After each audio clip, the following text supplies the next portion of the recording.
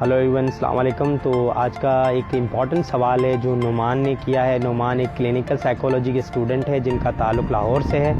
तो उन्होंने सवाल किया कि सर मैं रिहेबिलिटेशन सेंटर में काम करता हूं और बेसिकली वहाँ पे हमारे पास कुछ ऐसे पेरेंट्स होते हैं जो अपने बच्चों को ले आते हैं और ये बोलते हैं कि हमारे बेटे कंफ्यूज हो रहे हैं, हमारी बेटी कंफ्यूज हो रही है बार बार और बार बार डरते हैं चीज़ों से। तो उन्होंने ये सवाल किया कि बेसिकली सर कन्फ्यूज़ के बारे में बताएं कि कन्फ्यूज़ क्या एक डिसऑर्डर है या कोई बीमारी है, उसके बारे में मतलब कुछ इन्फॉर्मेशन दें। तो नुमान, बिल्कुल आपने बहुत अच्छा सवाल किया है। कन्फ्यूज़ बिल्कुल एक मेंटली डिसऑर्डर है।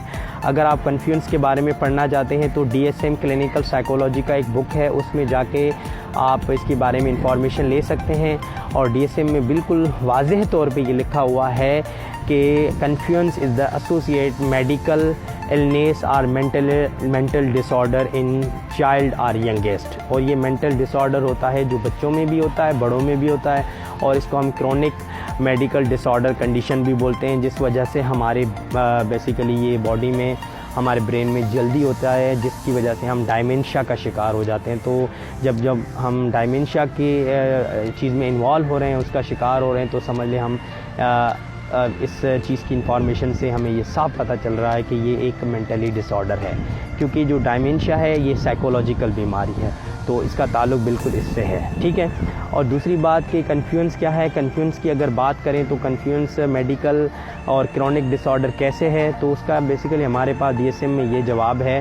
तो DSM बुक्स में ये लिखा हुआ है कि अगर कोई बच्चा कन्फ्यूज़ होकर आपके पास आ रहा है तो समझ जाएं या तो उसके दिमाग में हेड इंजरी है, जिसको कहीं पे हेड इंजरी हो जाती है, ब्रेन में चोट लगती है, तो वो भी कन्फ्यूज़ की लेवल में चला जाता है, वो भी कन्फ्यूज़ डिसऑर्डर में चला जाता है, वो भी कंफ्यूज हो जाता है।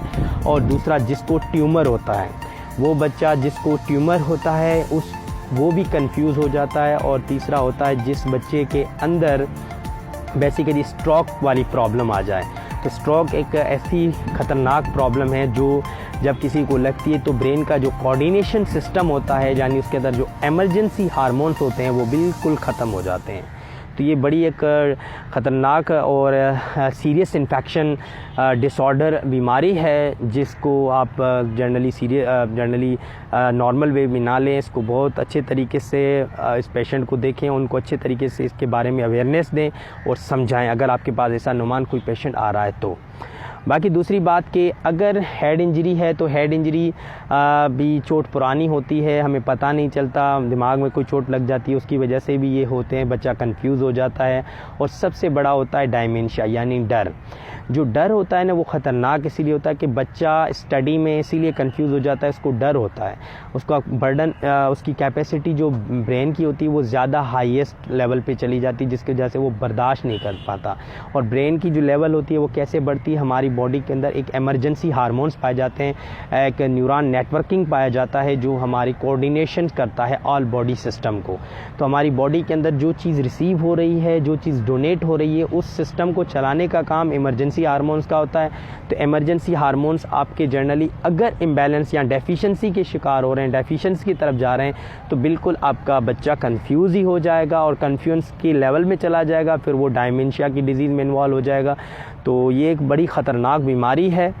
अगर आप इससे बचना चाहते हैं तो सबसे पहले अपनी मेंटलिटी लेवल्स बच्चों की ठीक रखें, बच्चों को साइकोथेरेपी करवाएं, बच्चों का करियर्स पे फोकस करवाएं, बच्चों से अच्छा बिहेवियर्स रखें।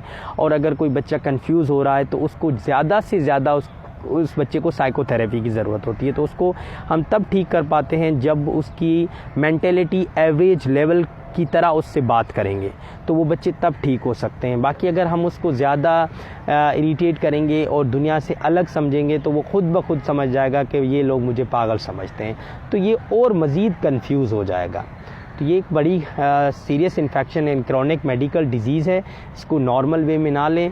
और दूसरी बात होती है कि ये बीमारी एक अलग सिम्टम्स में भी पाई जाती है जो आजकल पेरेंट्स अपने बच्चों पे तवज्जो नहीं देते हैं। जो बच्चा या जो बड़ा आदमी या बड़ा यंगेस्ट जो उन दोनों में से अगर आप देखें कि कोई बच्चा या बड़ा ज़्यादा नींद करता है, तो ज़्यादा जब वो नींद करते हैं, ज़्यादा वो स्लीपिंग करते हैं, तो उन लोगों को भी ये बीमारी होती है, क्योंकि ये बीमारी स्लीपिंग होने से भी होती है। और इसलिए जब हम ज़्यादा सोते हैं तो हमारी बॉडी के अंदर जो रेस्ट एंड मोशन सिस्टम होता है बॉडी का, वो वीक हो जाता है, जिसकी वजह से हमारा दिमाग ज़्यादा काम नहीं कर पाता। हम फिज़िकली तो काम कर लेते हैं पर मेंटलिटी हमारी एवरेज होती है, वो लो हो जाती है।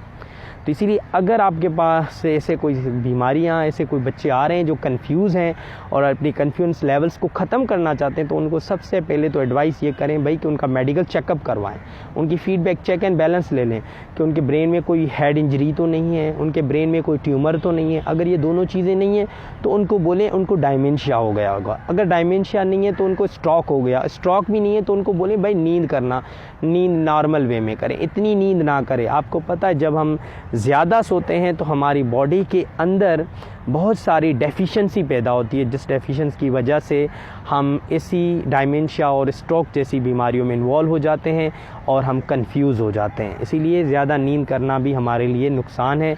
तो अगर आपके पास ऐसे कोई पेशेंट आ रहे हैं तो सबसे पहले उनको मोटिवेट करें, उनकी साइकोथेरेपी करें और उनका इलाज करें अकॉर्डिंग टू DSM, जो क्लिनिकल साइकोलॉजी का अहम बुक है, उसको फॉलो करके उनको ये बताएं कि भाई बच्चों को ज़्यादा नींद ना करने दें, बच्चों की लिमिटेड टाइम है और बच्चों पे ज़्यादा बर्डन ना डालें।